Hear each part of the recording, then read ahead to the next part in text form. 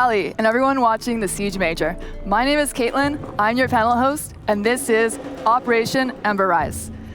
Now let's get started by watching this quick video by Ubisoft News. Thankfully, inventory. Operation Ember Rise is bringing that super hot fire to Rainbow Six Siege with 2 new operators and a newly reworked map. The defender bringing the heat is Goya, who can use his Vulcan Shields to create strategic cover points, deny entry to the attacking team, and serve up the occasional operator flambe. The attacker rising to the challenge is Amuro. Her Gara hook can quickly zip her up to rooftops, exterior windows, open hatches, and skylights. We've got the details you need to know about the new operators, as well as a tour of the newly reworked Canal Map. First up is Goya. This operator from Mexico's FES unit is a savvy tactician who can rapidly deploy his Vulcan Shields to stymie incoming attackers. The Vulcan Shield shares all the attributes of a deployable shield, including the new look and the new Snap to Doorways feature, but the Vulcan Shield has a surprise. Anytime Goya, his teammates, or even the attacking team sets off the incendiary core attached to the back of a Vulcan Shield, there's a small explosion, followed by a prolonged "oh my god, it's all on fire" effect that you definitely don't want to try running through. The explosion can be triggered by damaging the core directly or destroying the shield entirely, so Goya doesn't necessarily have to stick around and be the one to set it off. In fact, this medium speed, medium armor operator can be quite deadly while either roaming with his Vector 45 ACP or hunkering down with the TCSG-12 shotgun. If things go bad, his shields are still a threat even after he's been killed, especially when paired with a Kapkan trap. But the threat goes both ways. While Thatcher's EMP grenades and Twitch's drone can't disable the incendiary core, and IQ can't detect it, the Vulcan Shield is still a deployable shield at heart, meaning it can be destroyed, and the explosion triggered by a frag grenade. Or Ash's breaching round. You could also use Zophia's impact grenade, or Sledge's hammer. This is fine. On top of that, anyone with a clear line of sight to the incendiary core can set it off, meaning a poorly placed Vulcan Shield can work against the defending team. The goal with Goya is to leverage the power of the Vulcan Shield and deny entry to enemies at critical moments, or simply buy your team some time early on. When the attackers are pushing, or when the round is coming to an end, trigger your Vulcan Shields to keep them away from the objective or cover your flank.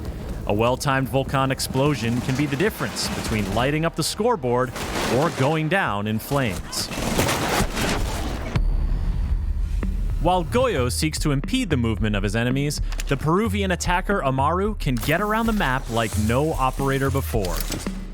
This is her Gara hook, and it lets her zip to any repellable ledge or window to quickly position herself where defenders aren't expecting her to be. And once she's inside the building, the Gara hook lets her travel up through open hatches and skylights.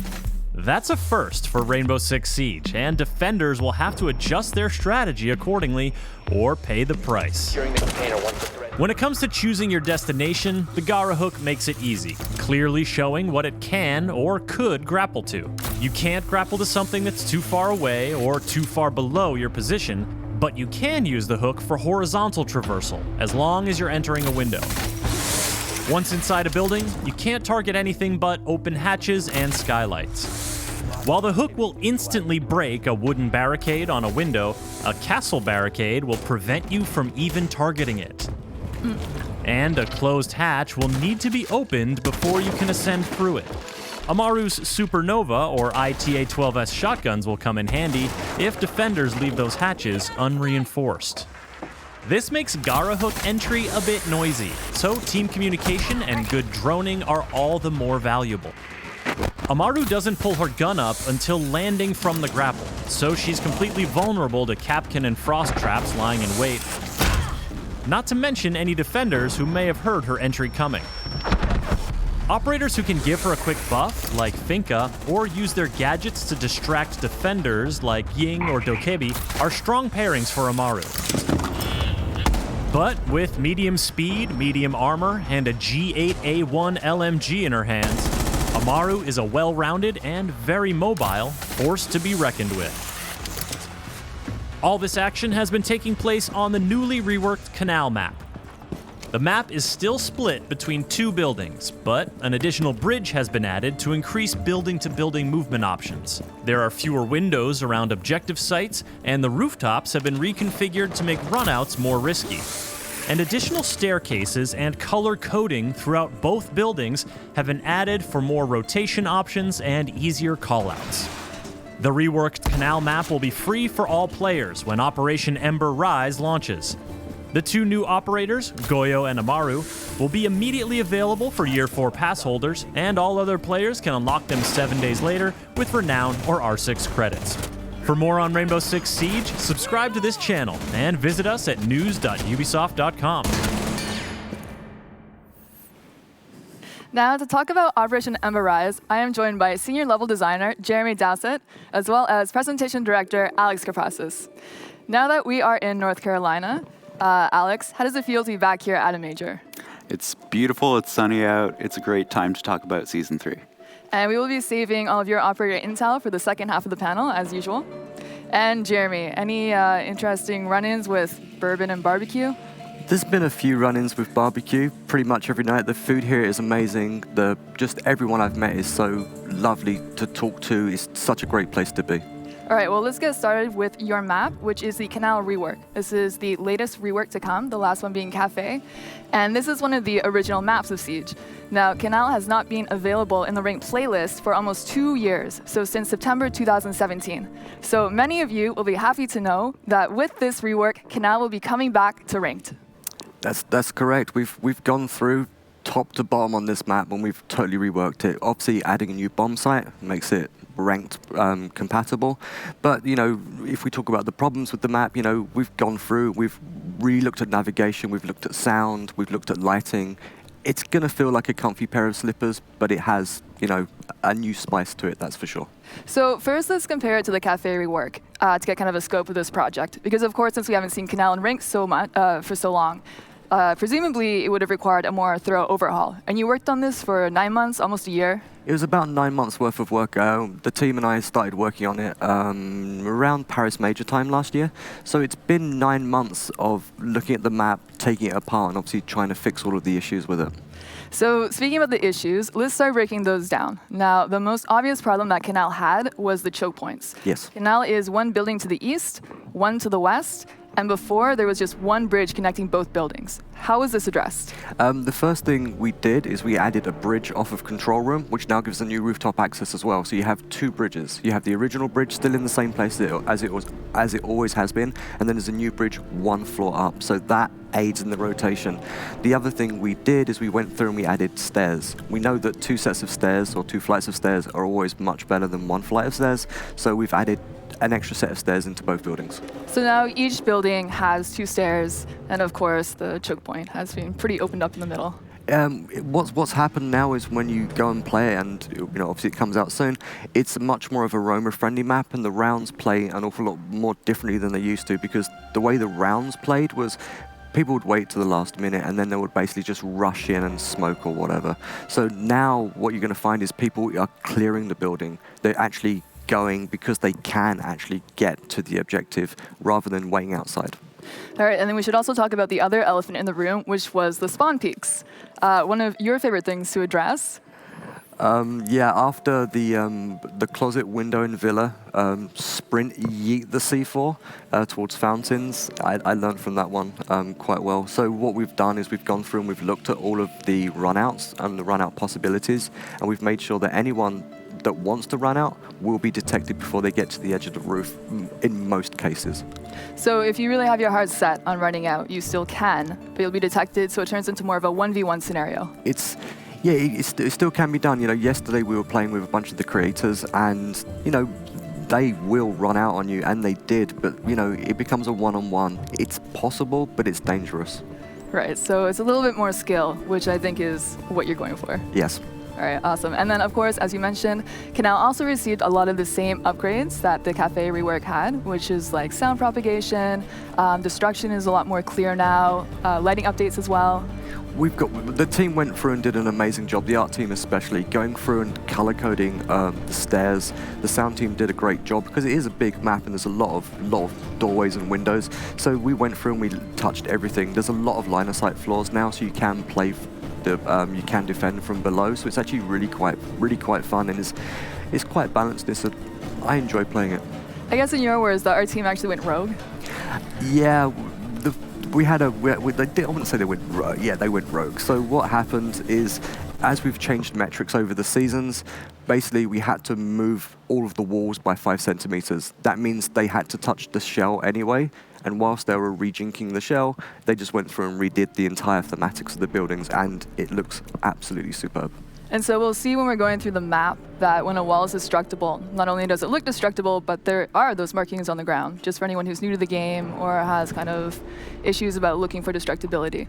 So now what we're going to do is we are going to start breaking down every single bomb site on Canal. And we're going to start with the second floor. So are you ready to go through the entire map, Jeremy? I'm good to go. All right, so again, we're starting here on the second floor. The objective here is server radar. We're going to be spawning in at Sailboat, which is to the south, and we're going to be going straight there. So the spawn points in this map haven't actually changed at all. So there's still the 3 major spawn points, sailboats, floating docks, and construction. There's new art assets, nothing too serious, but there is some new stuff to block lines of sight. We're going to go in through reception. What people will notice with reception is we've actually changed the rotation of the desk, so it actually aids in navigation. And if you look sneakily to the left, archives is much wider now as well. The original bridge is still off to the right, and this is Blue Corridor, and you can see the markings that are on the floor to show you where the destructible walls are. And then you go through, and you're going to come up a new area, which is Printer Stairs, which is a new rooftop access. And this access, on the right, there's a window, and then you have the new tunnel that goes to control room. Now, control room radar used to be one massive plant zone. So what we've done is we've actually split it down. Renovations are still there. I know people love renovations on the soft wall. So the plant zone is actually much smaller, so people have to commit. All of the blue walls here are destructible. Then you're into red corridor, going towards green stairs, and then you're going into server. Now, server used to have the corridor around it. We removed it because you get confused. So the bomb sites are side by side. You can blow the walls and have a lot of rotation. It's line of sight, and there's 3 hatches in this area. So this objective especially, it used to kind of feel like sitting in a glass aquarium for the defenders. There were a lot of windows that opened up directly onto the site, but we don't see any of that now. Basically, when we go through and we start iterating upon the map, we shut down all of the windows. So the first thing we did on this map is we shut the windows, and then bit by bit we opened them. Obviously, like you say, you felt like you're in an aquarium. The gameplay is still there because that's the flavor of the map. You still can actually snipe from the rooftop, but the field of view and the angles now is actually much finer. So you need to really time your shots. Runouts are harder, sniping's harder, it's more skillful. Yes. All right, so now let's move down to the first floor. There are 2 objectives here. There is one to the west, which is Coast Guard Mini Lounge, and then there is one to the east. I have that backwards. There's one to the east, and no, I have that right, okay.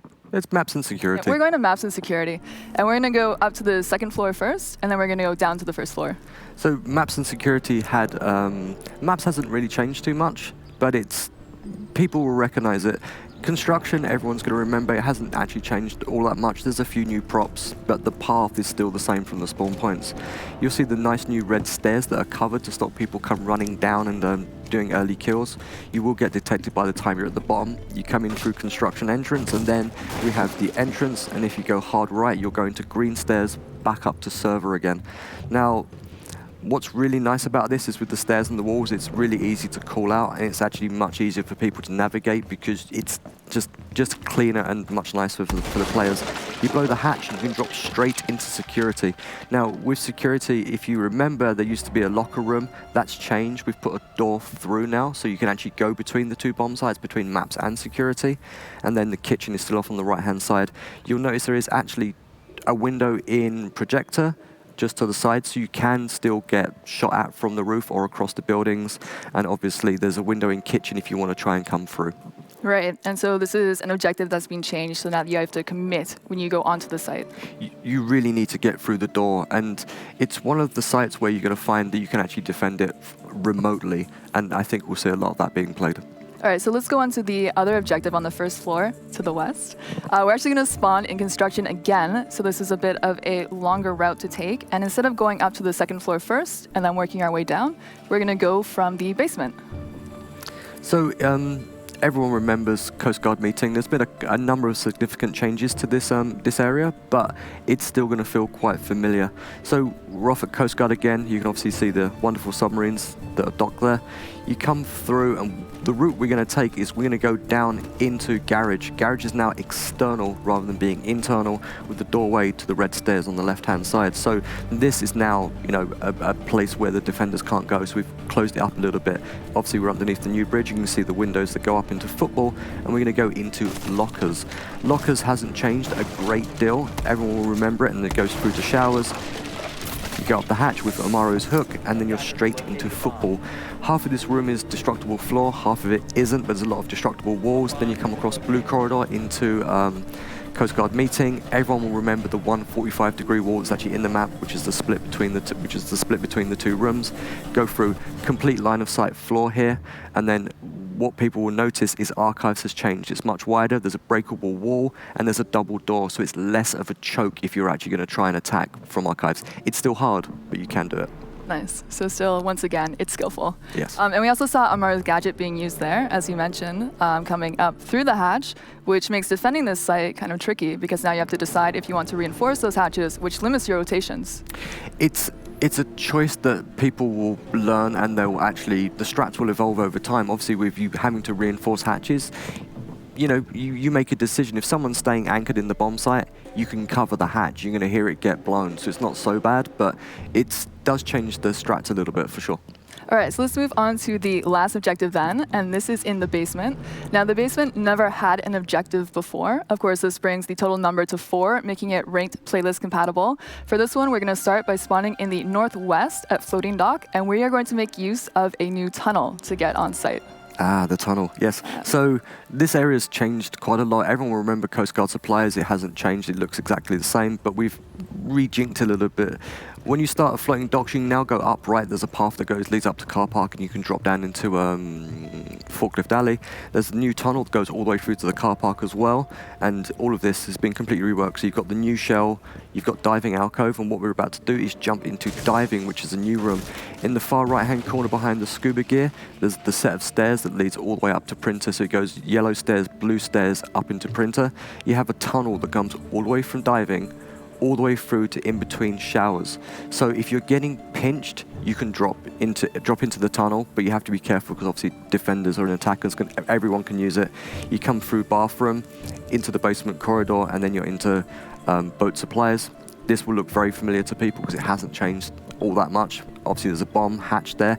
And we go into kayaks, which is a new room and a new bomb site, which is really good. The white walls are all destructible, so we've color-coded that.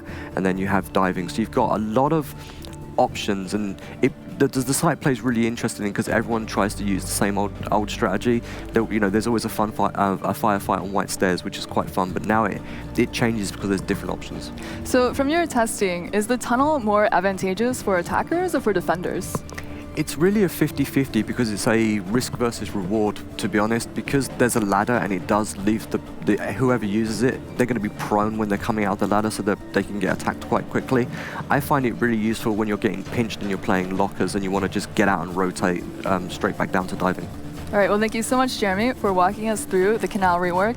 Again, I'm sure many people are going to be very happy to know that this map is coming back to Ranked. I hope it's always a very nervous time for the dev team. I really hope that the community loves it, and I'm sure that even though I've tried to stop all of the spawn peaks, I'm sure that someone's going to find one somewhere. But that's the beauty of the community. They always learn, and I learn from them. Well, you'll be able to play the new Canal Rework starting tomorrow, Monday, August 19th on the test server. So get out there and make Jeremy and his team proud. And now we will move on to the 2 new operators of the season. Now, these operators are unlike any ones that have been released before because they really encourage player creativity, and you can play them how you really want to. Now, by this, what I mean is that with Amuro, you can attack however you want, And with Goya, it doesn't matter if you prefer anchoring or roaming, because you can do both with him, even in the same round. So to talk about this, we have Alex.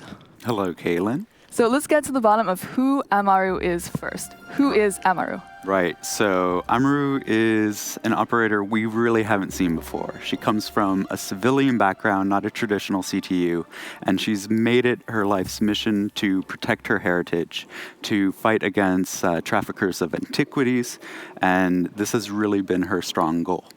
So someone who's very morally strong and fights for what she believes is right. Absolutely. And let's move on then to her gadget first. So do you want to introduce the gadgets for players? Yeah, of course. So the Gara hook. This is something that she actually made herself. And as you can see, she gets from point A to point B incredibly fast. Very fast. How fast? The travel time is about 7.5 meters per second. And we'll get into that a little bit later on. And so the hook outside, it works on ledges, skylights, windows, and inside it works on hatches. So she is the very first operator who can ascend up through hatches. Yes, and like Jeremy was saying before, this kind of changes things up now for defenders, whether or not you have to reinforce those hatches on defense. So with so many options of how to attack a site with her, what kind of player would be drawn to Amuro? Someone who really enjoys creativity. This is the first operator that's not really based on a role, it's based on movement, and we haven't seen that before. So there's going to be a lot of freedom with that, and I think players who are very well accustomed to our maps will really enjoy it. So creative players, and again, it doesn't really matter what operator you go out with, because she has synergy with all operators, really. It's really about playing with your team, making sure that they're droning so that you know where you're going, where you need to be. It'll be a really good team play operator.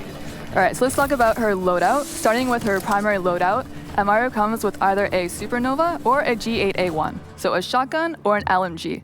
And what's interesting about this is that the Supernova now comes with a silencer attachment, and the LMG has an angled foregrip. Now, the silencer, that's not for sneaky shotgun kills, is it, Alex? Not really. So for hatches, you have to break them first in order to get up them. So the silencer just helps her be not announcing her position as loudly as before. And then with the LMG, having that new angled foregrip means that she can ready the weapon a little bit quicker. Right, because she'll probably be popping up from a hatch, maybe literally on site. Yep. And you don't want to spend a year bringing that gun up to your face. Absolutely. All right, and so for her secondary loadout, she has the option of taking either a shotgun again, which is the IDA 12S, or an SMG, the SMG 11. And what's great here is that even if you take the LMG for your primary, you still have the option of taking a shotgun so that you can still open up hatches, because they have to be opened up in order to use the Gara hook on them. Right, that's our designers just making sure that you have some options to play with and that everything fits with her kit. So her secondary gadget options are either breaching charges or a claymore.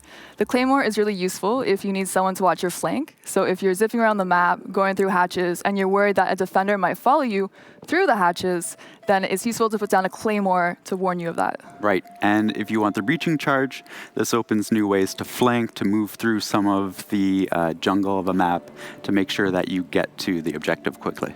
So both of them are good picks overall. Yeah, absolutely. All right, so then let's talk about what I'm sure people are waiting for, and that is, how do you counter Amuro?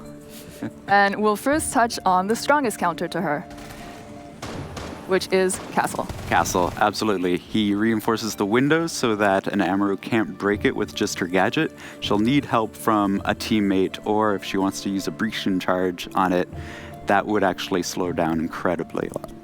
And then after Castle, good picks against Amuro are trap operators. Yeah, so if the attacking team isn't droning, they're not checking what's beyond that window, what's beyond that hatch, Amuro could get stuck really easily. You just place them underneath those windows. And then a really strong counter to her is actually just map awareness and sound awareness. Right, so the design team spent a lot of time with this, making sure that the window is broken so that you can hear her reeling in. It gives a little bit of time for the defenders to anticipate this. And so if you have that one-on-one confrontation with an Amuro bursting through a window, usually the Amuro will lose 70% of the time just because of the noise she makes and the readying time of her weapon. So she is a very fast operator, as we mentioned. but you do have the ability to hear her when she's coming and do something about it. Right. So it becomes important for an Amuro player to play smart, not too aggressive, and really use roaming and quick speed to pop up one place and disappear and re-move somewhere else. All right, let's move on to the second operator of the season then, which is Goya. Who is Goya, Alex? So Goya has had a bit of a tragic past. He lost his father and his brother at a very young age. So it was his mother who raised him, and his mother's best friend, who actually happened to be Amuro. So Amuro took him under her wing, taught him everything he knows, and that's why they have such a close friendship. Yeah, I don't mean to add to the heat puns, but just looking at the graphics and everything, you can see that there's this like warmth between them and this connection. Yes, so we'll actually have more to tell about their friendship, and you'll see it more with the CG that we'll be releasing right before the season starts. All right, let's talk about Goya's gadget then, which is the Vulcan Shield. Right, so he gets 3 of these. These are the new deployable shields that will be dropping in the season as well. He attaches this canister that can be triggered by a ballistic or by an explosion, and it's really used to funnel attackers into one choke point, trigger it, and delay as much time as possible. So let's just touch on a few things about the shield. From the front, it looks like a completely normal deployable shield. Right, so already you have mind games where the attacking side sees the shield, they have to drone it out to figure out if it is a Goya shield or not, and then they have to deal with it.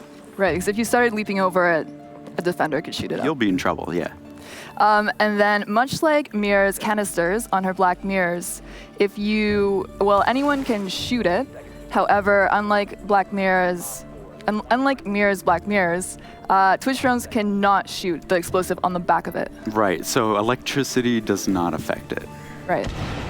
So don't think that you're going to be getting those early phase prep kills. Right, that's specifically why the designers made sure that doesn't happen. All right, so let's talk about his loadout.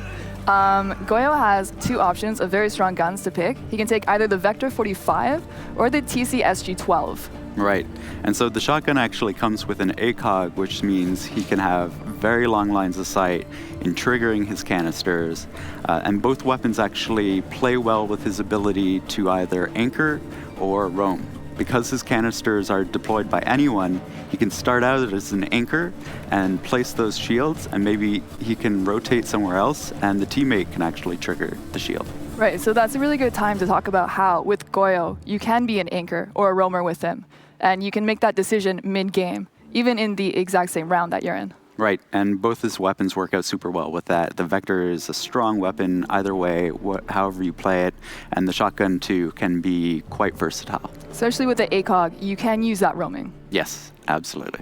And then for his secondary loadout, he has a pistol, which is useful for getting those vertical shots on his shield in order to set it off. Yep, it's just a good default standby to trigger those shields. Now for his secondary gadgets, his options are either C4 or impacts. Of course, impacts are great for roaming, but they're also good for setting up good angles on his shields on site, so that either he can hit them or a defender can hit them while he's off site. Right. So impacts can trigger the shields, and he can be a bit more protected without exposing his location. And then you have C4, which is, again, a great fragging tool that you can have in your kit. I'm sure some people would never dare take the impacts over the C4. Yep, and that's totally their choice. How you want to play Goya is up to you. So let's talk about his counters then. Countering Goya is really about making the best use of your utility. Right. So these operators that we're seeing now that counter Goya, like Ash and Zofia, how they counter him is by swapping 1 charge of their gadget for 1 charge of Goya's gadget. So it's kind of 1 utility for 1 utility. It's not the most cost-effective way, but is a quick option to get rid of his shield. That's right. If you come across the shield, you don't want to be delaying any time for your team. So these are 2 great options to quickly deal with it. And then moving on to kind of a similar counter to Goya, using consumables, so using frags to take out the shields, is another way you can get rid of them. Right, and it means that you don't have to rely on that Ash or Zofia. You can have some versatility in dealing with these stalling tactics. But one of the most cost-effective ways of dealing with Goya is taking operators like Buck or Sledge, and then using the charges on their gadget to get verticality on Goya's shield, and then just shooting it. Yeah, and this becomes really important for a good Goyo player to make sure they're placing these shields in places that you can't get those line of sights vertically. You can't destroy the floors and then get that nice angle on it. And of course, just anyone shooting it with a bullet is very cost effective. That will absolutely do it. So that is the first look at both Amuro and Goyo. Both of these operators will also be available to play starting tomorrow, Monday, August 19th on the test server. And now we're going to talk about other upcoming features of the season. More with Alex. Yeah, and we have a lot of them. Yes, there are a lot. We'll start with player behavior changes first, though. Right, so the player behavior team has been working really hard on some quick fixes that actually really improve the game. So at the start of the season, what you'll see is leaving escalation penalties. So if somebody's been leaving quite frequently, we'll step up the penalty that's applied to them, and it should encourage players to not leave intentionally. On top of that, we also have, we'll be detecting if somebody is AFK at the start of the prep phase, and if they have the diffuser, they'll actually drop it automatically at the start of the round. That way you don't have to team kill to get that diffuser on your team. Then, during Season 3, we'll be introducing a couple more changes, which is squads and reverse friendly fire. So we know we've been listening to the community feedback. Reverse friendly fire has been working really well, but there is this failing where squads can team up on one individual player. They can pick on them and they don't get a sanction applied. So now we'll be talking about the squad as a total. We'll be getting that reverse friendly fire sanction as a group. So it's especially appreciated if you're someone who solo queues a lot. Yeah, these are really small changes that make a big, big difference. And now let's talk about upcoming changes to the playlists. Yes, so we started last season with a lot of changes for Ranked, and that's really our end game content. We want players to be playing Ranked playlists. It's the most rewarding, it's the most competitive, and we want to make sure that we help players get to that content. So one of the changes we're making right now is introducing a new rank called the Champions rank. This is above Diamond tier, above 5,000 MMR. Anybody who reaches above this will be assigned a number, and they'll be compared to other players who have the same rank. Then we're talking about rank distribution. We've changed it up a bit. You'll see the bell curve now lies a little bit closer to the silver, and we've added more ranks at the lower tiers. This way, you'll be progressing a little bit more steadily, and it means that gold is a little bit more important now when you do achieve that rank. We have a change to the map pools that I know people will be excited about. So for Ranked, we're actually reducing the size of the map pools. We're taking out Hereford, Theme Park, and Fortress, and we're adding the new Canal Rework. And you also see Casual will be reduced a little bit more, just so that it's easier to learn the maps that you're playing and you're well aware of what you need to do. Yeah, so hopefully this will reduce the entry barrier to Siege, because a lot of people coming into Siege will get overwhelmed by how many maps there are. And even for people who are already playing, now you can focus on learning and mastering less maps. Right, and these are going to be our most competitive maps that we're listening to the community for. So it should help out a lot. And then one last thing to announce is a new playlist that's coming to Siege, which is the Unranked playlist. This is ranked rules without all of the stress of actually playing ranked. So you now have this in-between between casual and ranked that players can progress through and feel confident in when they want to play ranked.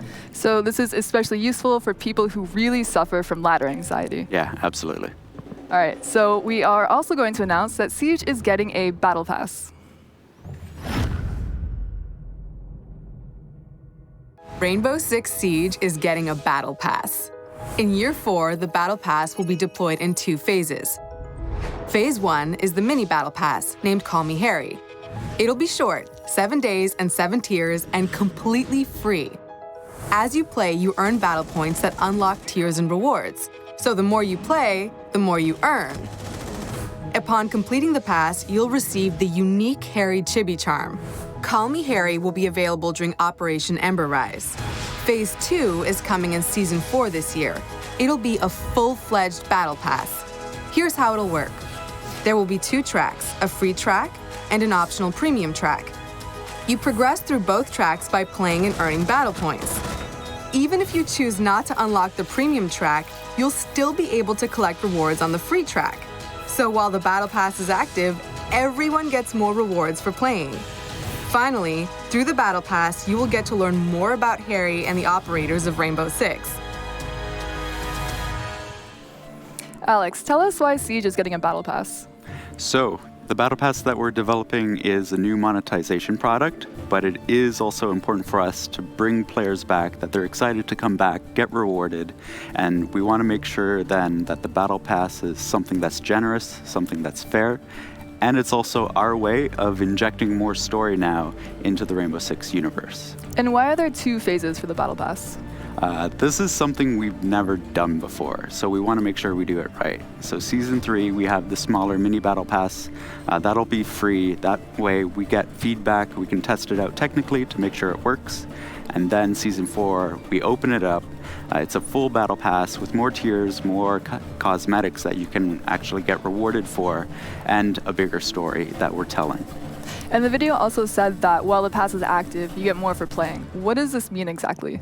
So we always want to make sure that the Battle Pass is inclusive. So even if you don't buy into the premium tiers, you're still getting rewarded for all of the time that you're putting into the game. And there's character lore that's tied to this. Right, so this is something that's really exciting. The pass will come with descriptions and stories about our operators, about the actual cosmetics that you win. Season 4 actually will have a motion comic too that'll set up a prologue that will talk more about SI 2020.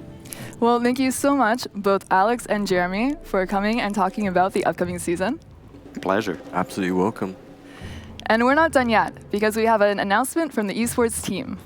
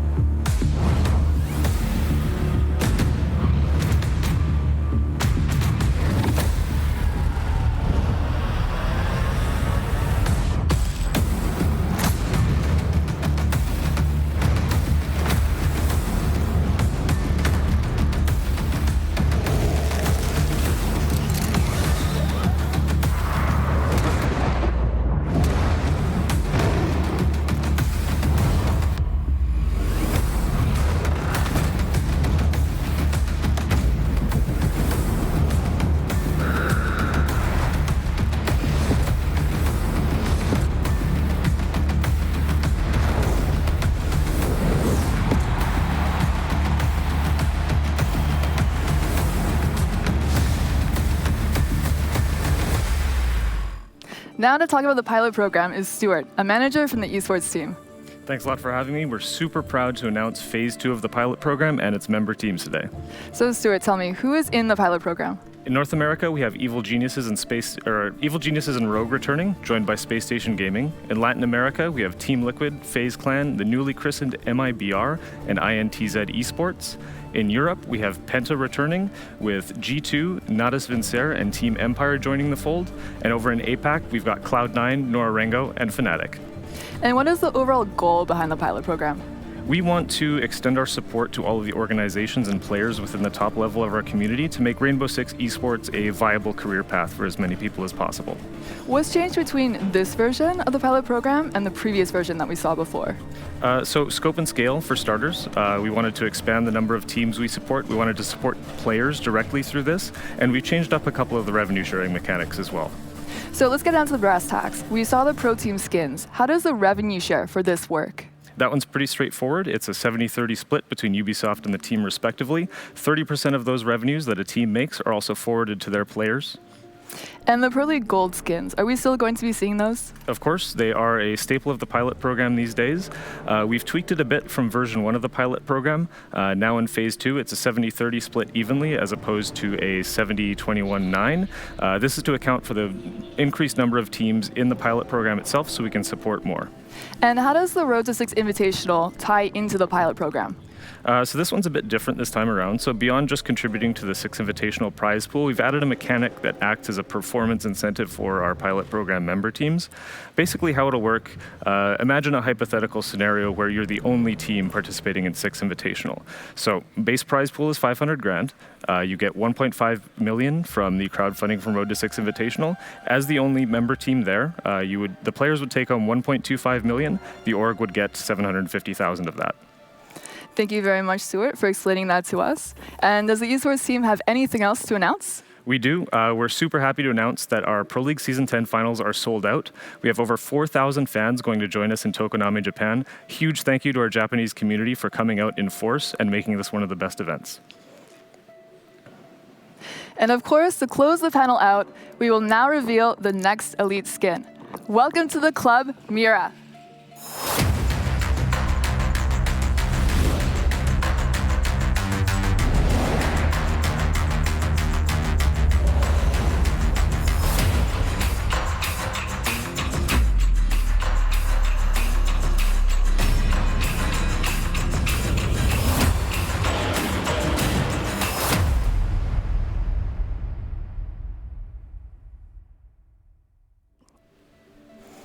That was the first look at Operation Ember Rise. Thank you, Raleigh. Everything here will be playable starting tomorrow, once again on the test server, Monday, August 19th. Don't forget that date. And stay tuned,